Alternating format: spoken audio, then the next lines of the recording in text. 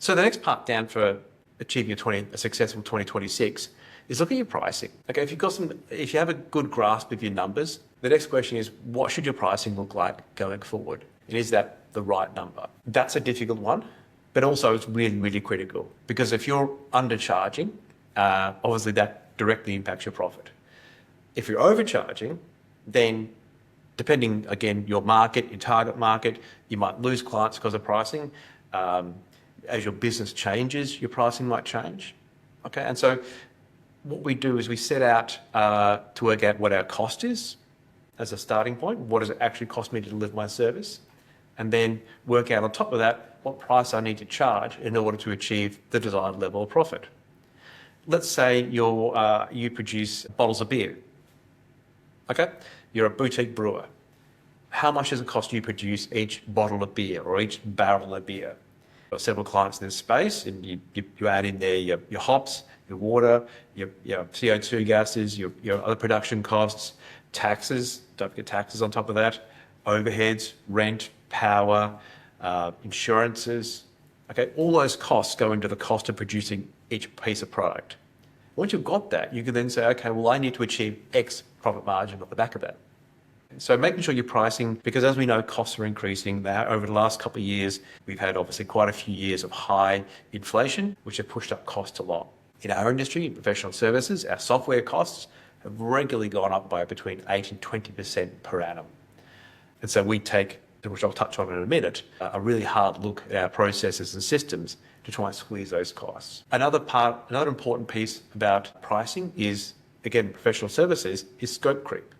Okay, so what you've agreed to deliver as a product or a service, are you still delivering that same product, or has the scope of that piece of work changed? And again, if you're in architecture, for example, or if you're in marketing or law, all these professional services, the ability to scope creep is always a massive issue. And again, in accounting, it's a massive issue. So making sure your scope is defined well.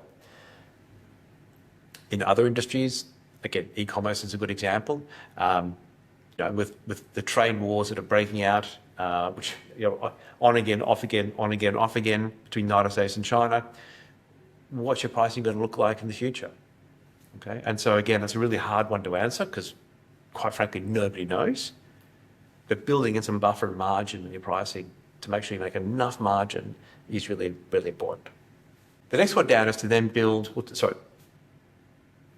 the next step is to look at your processes and systems and people. Again, this is something we do quite regularly, but it's also something I take a really good look at about at least once a year. Okay, are we delivering our services with the right efficiency and quality? Do we have the right tools? In our case, software. Is that software still value for money too, which is another classic case. As I mentioned a few minutes ago, where costs are rising between 8 and 20% per annum. And so I take a very hard look every year at our software costs, and I decide that, that tool for the price we're paying is too much when we can do the cheaper alternative, which does a job which may not be as good, but we don't need all the bells and whistles. Or maybe our clients aren't valuing the tool. And so making sure that we look at our processes, making sure that we are delivering our services efficiently, making sure we understand what our clients want from us in terms of service delivery is really, really key. Maybe you're running a yoga studio, or maybe you're running a Pilates studio. Okay, understanding your target market is really critical. Has it changed? Fashions come and go. I've done yoga for many, many years. I've done Pilates for years as well. And I've obviously noticed over time, when I first started doing yoga about 10, 12 years ago, probably longer now, there was a massive boom. And then that peters off. And so from a business perspective, do you need to change your offering up? Do you need to change that what you're providing to your clients and your customers? Having a look at automation is also really, really critical. Are there things you can do, you can automate within your practice or within your firm or within your business? There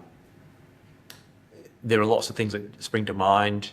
Automated emails, for example. Are they still fit for purpose?